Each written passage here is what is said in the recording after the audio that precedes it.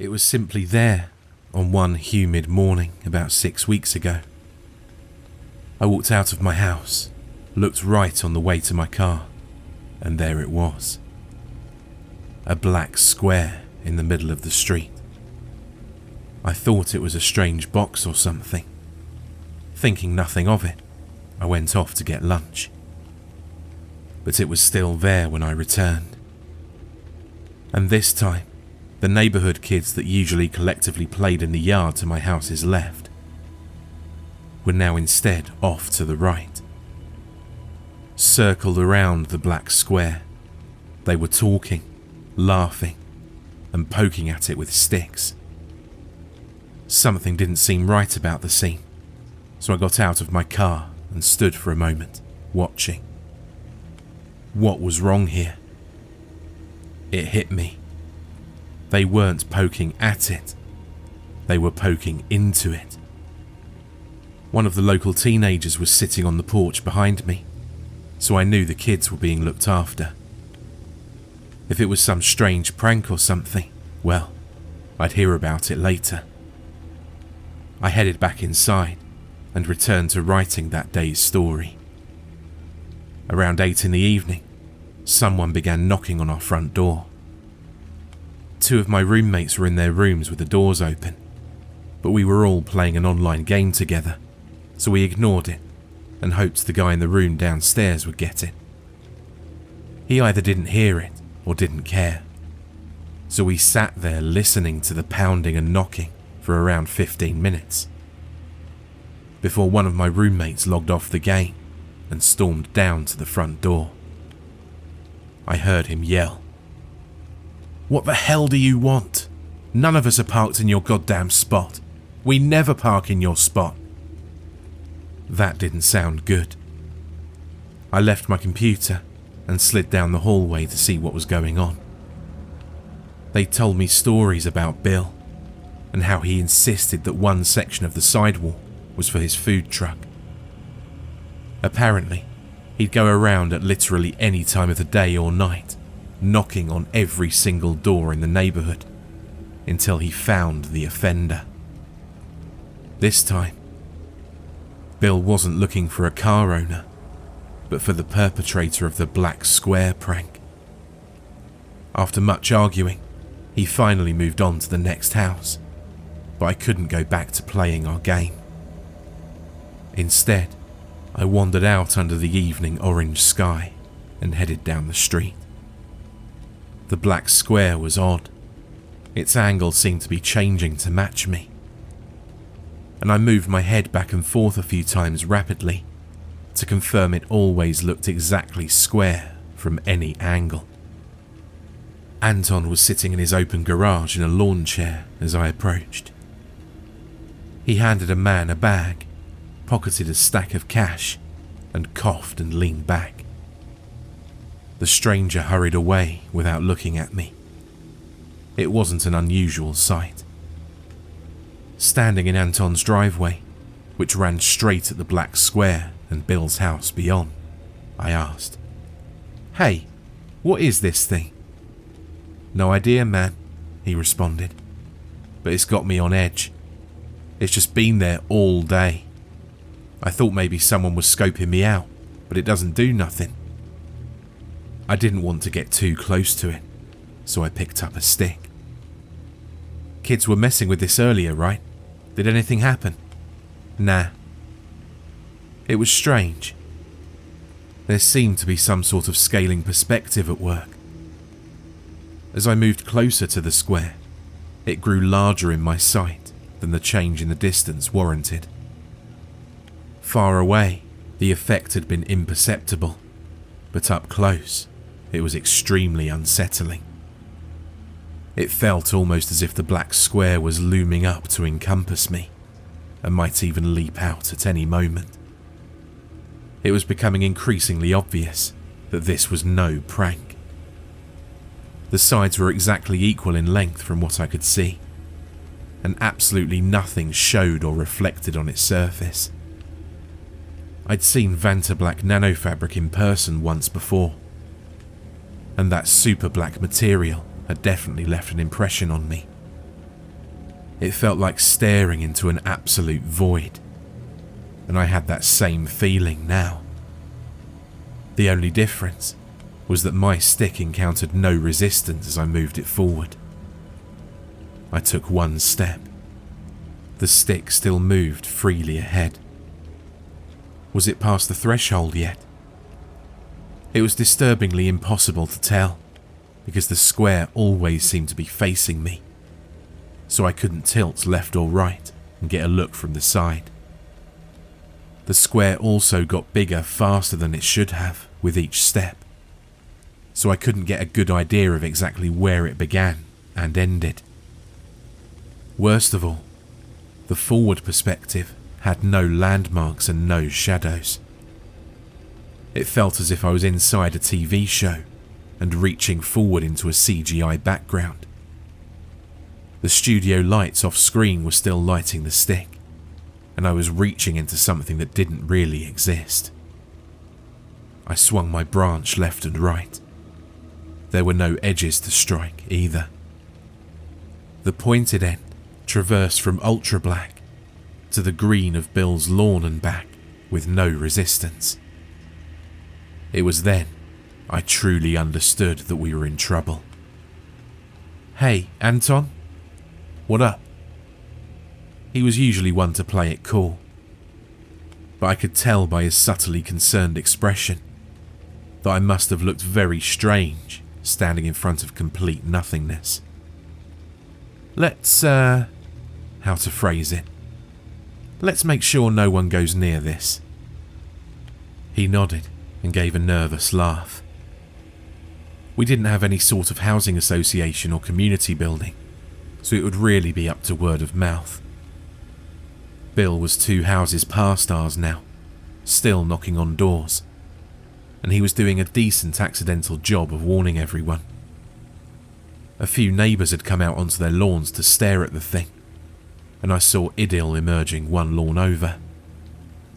While studying the black square from afar, she shivered and pulled her headscarf a little closer. I smoothed down my shirt reflexively as she approached. She stopped on the sidewalk just short of Anton's driveway. "What's the square?" We just shook our heads. "You call the police?" she asked, looking at me. Anton leaned back in his seat and watched me. Put on the spot, all I could say was, I don't think so." She was visibly confused. "Why not?" Anton snickered. "Cops don't come here, girl." "Police don't come to this area?" "Nah, they do, but trust me, you don't want them. They don't come here to help." "Oh." She looked down at the ground, and then over to the black square, and then to her front door. She departed without a word. The rest of the neighbours began to emerge from their homes as Bill pissed them off in sequence. But we didn't meet or talk beyond the distant glances of confusion and confirmation. I didn't like that strange square in the street, not one bit, but there wasn't much to do about it. A few people were taking pictures, so I went back inside and put my phone on charge to do the same. My roommates and I locked the house up tight that night. We couldn't see the black square from any of our windows, but the mere knowledge of its presence was like a chill in the air. I was the night owl of the 4 of us, and when the others went to bed, I quietly stacked boxes full of junk from the basement to block the windows, just in case. In the morning, no one commented in approval of the boxes, but neither did they take them down. I stepped outside to confirm the anomaly was still there. This time, I took pictures. I'd seen more than my fair share of movies and shows about creepy anomalies, but it was another thing having one actually show up outside my house. In person, there's a balance of risk versus curiosity, and there was nothing we could do about the square without endangering ourselves. We couldn't get too close to it, because who knew what would happen? And we certainly couldn't go inside it. So, it sat there, and in large part, we ignored it in our day-to-day lives.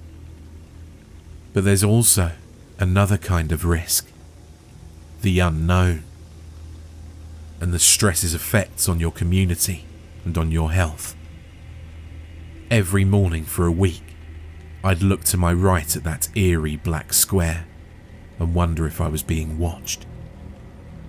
Or worse, was it some kind of hole from somewhere that might let in horrific entities beyond our understanding? Or hell, even just basic clawed creatures we could understand would be horrifying. A simple wolf or bear on the loose on our street would have been an emergency warranting help.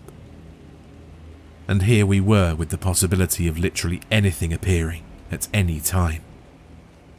On a random night that about 8 people were over to play board games, Idil asked again if I would call someone. This time, I agreed. But who and how? I did find some numbers for 2 local news channels. I sent in my pictures, but they just laughed at me and said they looked photoshopped. I insisted that no, it was literally just a black square, and they told me to call back when I had something scarier. The military was an obvious answer too, but how does someone call in the military? I didn't exactly have a phone number for the military. Each night for a week, I waited on hold with various desks, bases and institutions, repeating my story verbatim each time. A strange anomalies appeared in our neighbourhood, and I need someone to come take a look at it. Most secretaries hung up on me immediately, but I finally got one that laughed. He asked me, "Watching some X-Files tonight?" I sighed. "Look, I've been trying to contact someone about this for a week. Let's say, hypothetically, that I'm serious. Is there some sort of division or group for that?" "Let me just call Area 51, buddy. They'll take care of you." "Come on, there has to be some guy that takes weird phone calls and checks them out, right?" "Oh, that's no fun. Fine, I'll give you the number." I had it. Finally, I had it. The next conversation I had was promising, and a military jeep showed up the next morning. Idil texted me when she saw it park on the street, and I hurriedly went outside to greet one man, apparently. He was only slightly older than me, and he stood staring at the black square with a haunted gaze. As I finally got his attention, he turned his head to look at me and swore. "Right?" I pointed down the street at the black square. "That thing's been sitting there like that for a week and a half." Finally prompted to move, he went to the back of his jeep, pulled out a tripod and a camera, and set it up facing the anomaly. Watching him, I asked, "So you're going to call in the big guns, right? Someone will take care of this." His only answer was a glance, and then he got in his jeep and drove off, leaving the equipment running. That was progress, I told myself. Someone was aware of the issue now, and someone was on it. Small consolation as the days wore on. One of the neighbours boarded up their windows, and then everyone did. No one asked the first house to do it if they'd seen or heard something scary. We just did it. That day we went to the hardware store, endured the awkward process of explaining what we were doing to the overly helpful employees, and then took our boxes of nails and stacks of wood and began hammering into the window frames. I winced at the first one that went awry and damaged the wall, but I figured our security deposit was long gone anyway. We kept the curtain between the glass and the wood, so the landlord wouldn't notice on a casual drive-by. Although he'd certainly see that the entire neighbourhood had suddenly acquired bars and boards. If the area went to hell, would he lower our rent? Doubtful. Then, my roommates and I got drunk together for the first time in months. The neighbours were doing the same thing in their boarded up houses and on their lawns, and eventually we had a sort of block party going. It was an eerie thing, all being connected and bonded by a common threat. But being unable to mention that threat, even as it loomed in the distance at all times. There was nothing we could do about it, so mentioning it publicly was impolite. As dusk deepened and someone started a bonfire in their backyard, I almost couldn't stand the pressure of what was happening. That thing might turn deadly and kill us all at any time, but I wasn't even allowed to mention it without pissing people off. Boarding up our houses, we were all reacting to it. We were all aware it existed, and we all knew everyone else knew too, but we couldn't talk about it. A weird defensiveness was emerging among the conversations I overheard. This was our street, and none of us could afford to move away. Therefore, the black square had to be harmless. There were even people talking about the idea that there was nothing wrong at all, and that talk was growing. Agitated, I left the block party. I still wanted to drink, but angrily now, so I went to the nearest bar and sat. By pure chance, to my left was the soldier who'd set up the camera equipment. He was half sloshed already, and he looked sidelong at me while holding the bar to keep himself up. He laughed darkly. "Oh, it's you." It was almost a relief to see he was still in town. "You guys going to do anything about the black square once you collect enough info?" He sat taller and focused his bloodshot eyes on me. "Guys?" "Yeah, your team or whoever." "It's just me." "Oh, well, what about the higher-ups?" He downed another shot that had just been delivered. "Higher-ups? My whole department got cleaned out by the new admin to cut costs or something. I'm the only guy in my entire building." My beer arrived, and I took a sip of it while trying to fully understand what he meant. "Like, temporarily? Are you waiting on new hires?" He gave an exaggerated shrug. "It's been 7 months, and no one talks to me or tells me anything. I just get a paycheck automatically. No emails, no nothing. I'm thinking maybe they just forgot to transfer me when they got the rest. I don't think anyone else even knows I'm still there." That was an off-putting thing to hear. "Then what do we do about the black square?" He gave a long, drunk belly laugh. "Brother, there are 47 anomalies in Ohio alone, and I'm the only person in this state left in the department that handles that crap. Just be happy that yours isn't making people crazy or changing your muscle tissue into acid while you sleep." "What? Does that happen?" He stared forward at the venue's long mirrored back wall for a moment, unmoving except for the muscles in his jaw tightening as if he was grinding his teeth. After a tick, he suddenly reached over and clapped me on the back. "Nothing so dramatic as all that. I'm just playing." He got up, threw some cash on the bar, and began to stumble away. "Wait," I called after him. "What's your plan for the black square?" "Plan?" he yelled back on the way out the door. "You're on your own, brother." I skirted through the crowd and pushed out into the night. "And what about the other anomalies?"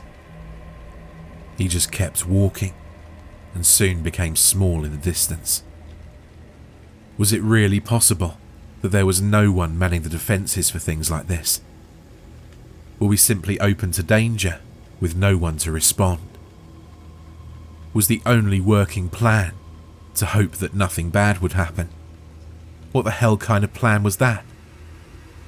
I returned home, even more agitated than before. It was about 3 weeks after the appearance of the anomaly that those that insisted the black square was harmless became the majority. We'd been able to complain about it, make jokes, and watch it fearfully before that afternoon. But the winds changed, and I immediately found myself on the outside with no warning. If I glanced suspiciously at the black square, someone would deride me for it. If I tried to measure it to see if it was growing at all, someone would come out on their lawn and tell me to stop and that I was wasting my time. By the 4th week, those reactions became veiled threats. Bill was standing out on the sidewalk the first day of that 4th week.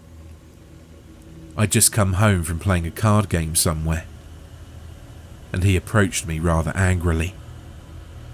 "Stop causing trouble," he said, without sugarcoating it. Me? He was a large man in multiple ways, and I took a step back warily. "I'm just not willing to accept that that thing in the middle of our street is safe."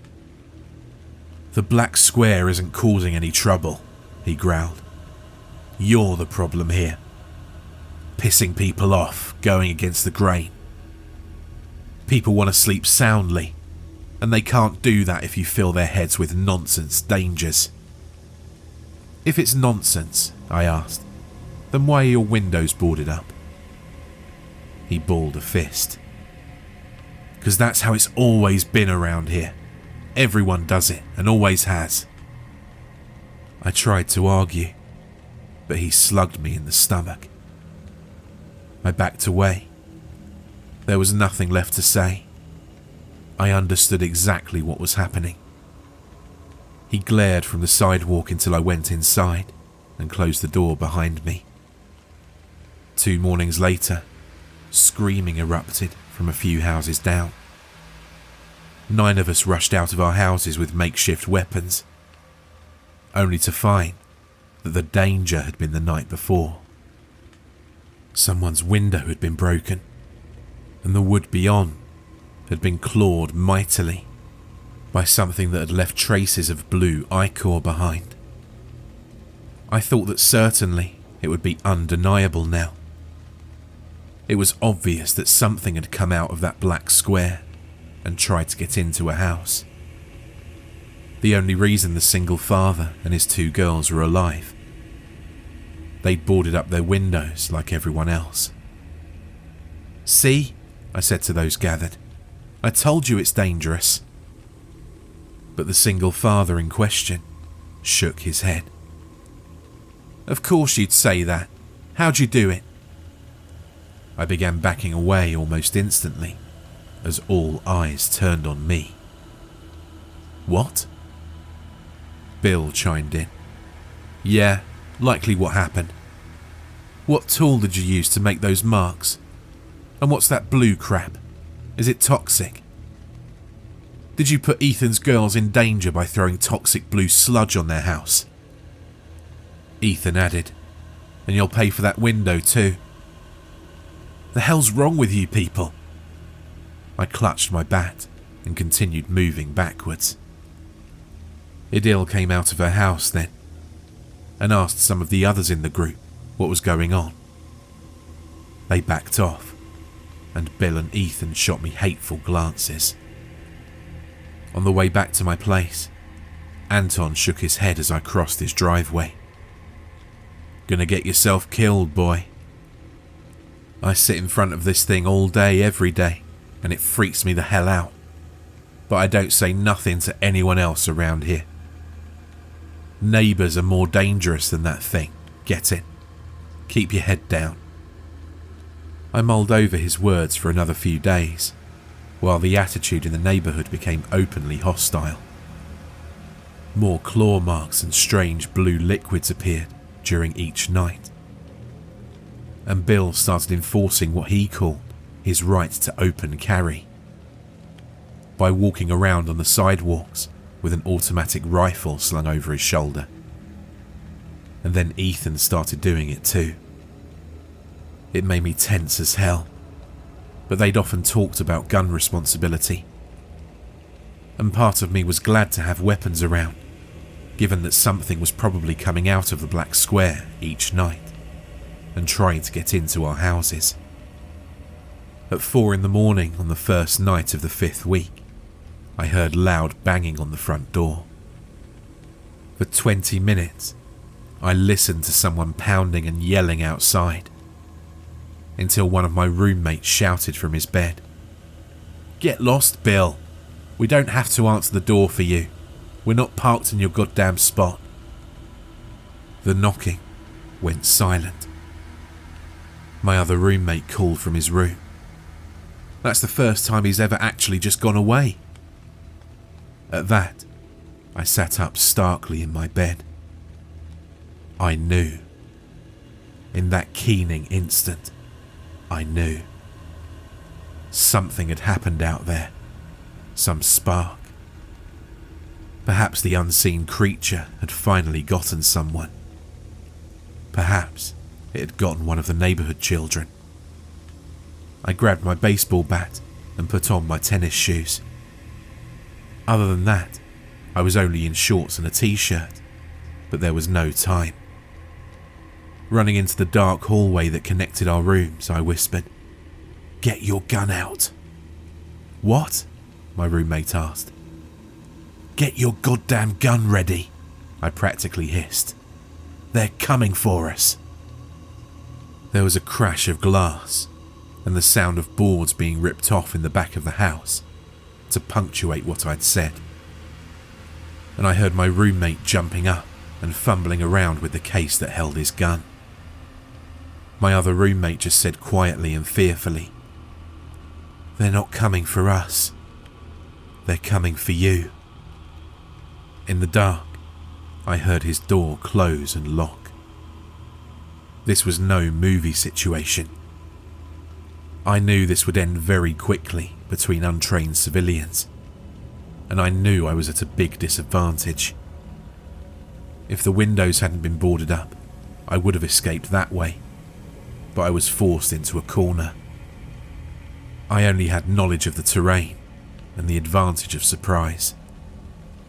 Using long steps to avoid the parts of the floor that creaked, I moved out into the board game room, and a big silhouette moving around the corner became a wide open target for my bat. I swung without restraint and as hard as I could. I'd never tried to kill anyone before, but I was amazed at how lethal my strength felt when the restraints were off. The bat snapped in half on Bill's head, and he fell to the floor. He limply tried to resist, but I pulled at his rifle while screaming obscenities, and he gave it up while groaning on the floor and whimpering about his head bleeding. I'd won. But, unfortunately, there were 7 more silhouettes behind him. Ethan was among them, and I saw his face by moonlight as they dragged me out into the street. "This jerk nearly killed Bill," he shouted. "Proof positive he's the one behind the attacks." "You came into my house with guns," I screamed at them. "You goddamn psychopaths." There were 20 other people out there already, many sticking to their own lawns. By the light of the full moon, they watched fearfully.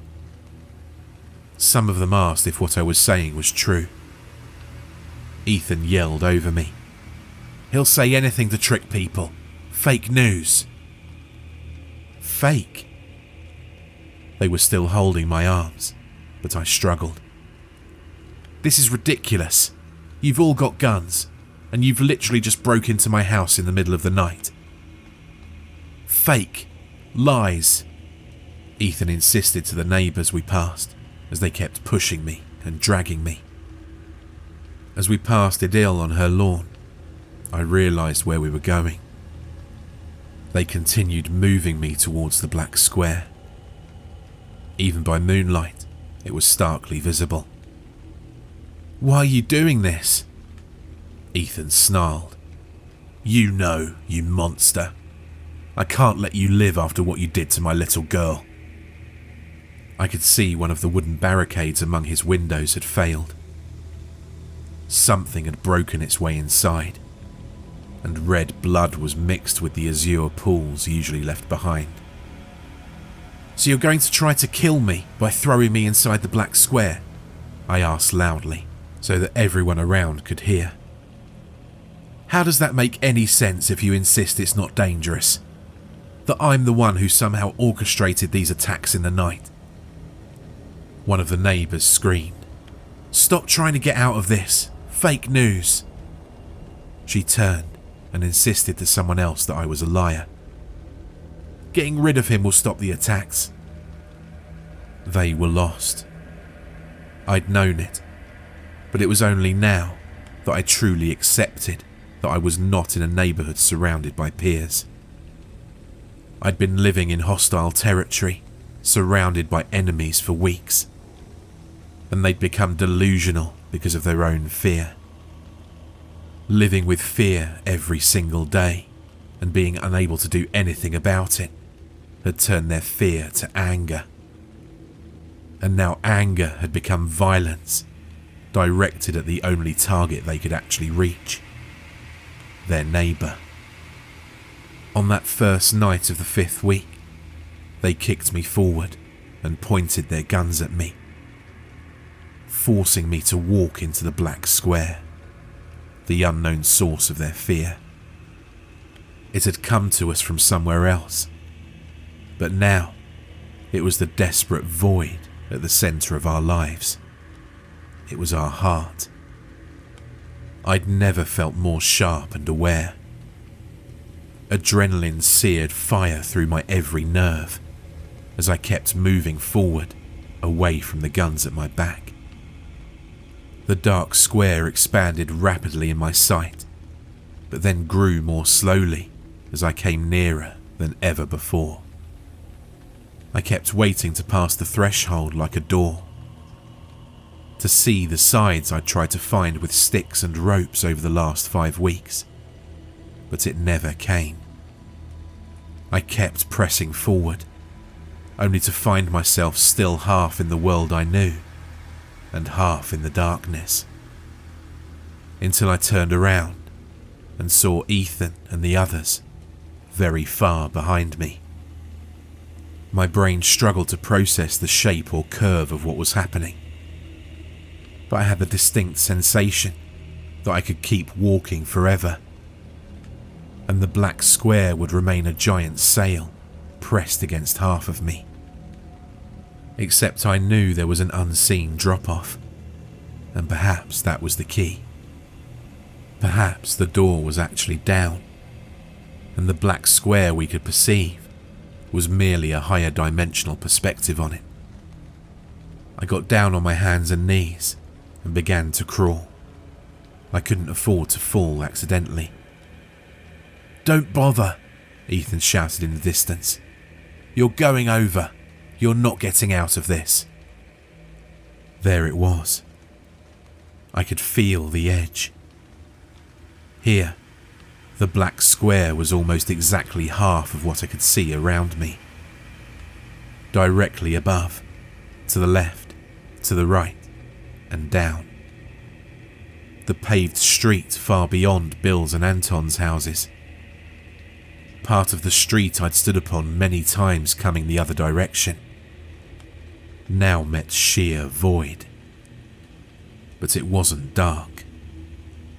Light had always been coming up from below.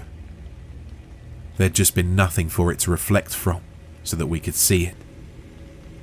Light came up from below now, illuminating my face, my eyes, my mind. It was a ghastly light, certainly not ever a colour that had graced our world before, and I could see everything by the cast of its deep glare. I'd never seen that colour with the rods and cones in my eyes before, but I knew what it was. if you could open a door into the mind and observe the hues within. If you opened that door into the mind of a person being tortured with perfect and exacting skill, you would see the chroma of pain. Not just the feeling of it, or the idea of it in thought, but the blood of the concept, the core, as a brushstroke on existence. For some reason, I laughed, but I didn't smile. I stood and began to walk back. Ethan held his assault rifle forward. "Don't you come back here. Don't you dare." I just shook my head. The other men behind him raised their guns too, but they were waiting on him. I didn't slow. I couldn't. As I moved towards Ethan, I told him, "You're human, Ethan. Fundamentally capable of good, or just neutrality, of cooperation, of peace." The words spilled directly from my raw brain and into the night air. "You're not like what's over that edge. Take a look for yourself. You'll understand." The barrel of his weapon glimmered darkly by moonlight, but the square behind me was blacker. "What do you mean?" he asked after a moment, the strain of oncoming terror dampening his tone. I think he saw the look in my eyes. Some small fraction of what I'd seen had to have still been lingering in my irises, like a rotting reflection gone bad. "What's in there? What's over that edge?" I couldn't really think at that moment. I put my forehead to the barrel of his rifle and grasped for the trigger under his hands. "Please." He pulled away in fear. "You're crazy." They were no longer a threat now. I drifted past them and back to my house, where one of my roommates peered out of his door and apologised, and the other finally finished finding his ammunition. "Danger's past, don't bother," I murmured, before going into my room and sitting on my bed. It took 6 days for my brain to develop a coping mechanism. For 6 days, I sat and stared at any blank white wall I could find. It was eye bleach in a way, because it had every colour and none. After 6 days, I felt nothing, and that was my release. To scab and scar over what had happened to my mind, my brain had amputated my emotions. And good for that. I would feel horrible at the loss of love and joy and friendship and companionship, but I can't. And that's better than feeling what I witnessed over that edge. Bill was back from the hospital by then and feeling rather sheepish. A neighbourhood watch had been set up, and armed men were taking turns guarding the black square, around which they built a wall out of bricks and cement. They knew that no one would be coming to help. No police, no military, no government. We were on our own, a fact which made Adele sad as she talks to me about the home that she'd left, where it had been exactly the same in her village. "This is humans," I told her. "Sometimes we do better for a little while. Sometimes we don't." She didn't have a chance to reply before Bill came up and sat carefully down next to me on my porch. He rubbed his bandaged head and said, "Sorry about what happened last week." I kept watching my armed neighbours around the black square. "It doesn't matter." "It does though," he muttered, looking downcast. "We could have killed you." "It doesn't matter," I said again. He swallowed audibly and then asked, What'd you see in there? Think the neighbourhood'll go to hell now? Now? It amazed me that it was right there. It was right there, just 100 feet away. We were alive and standing here, breathing air and eating food and having conversations, just 100 feet away from that. It was always here, Bill. The only thing that changed 6 weeks ago is that we can see it now. We don't talk much anymore. The neighbourhood is quieter than before. We just sit and wait for the inevitable, each day and each night. The black pit is among us, lurking in open sight. And one day, it will spill forth ungodly hordes I don't need to describe, because you already know what they look like. Sometimes we do better. Sometimes we don't. For more terrifying creepypasta horror stories, check out the playlist or the video on screen.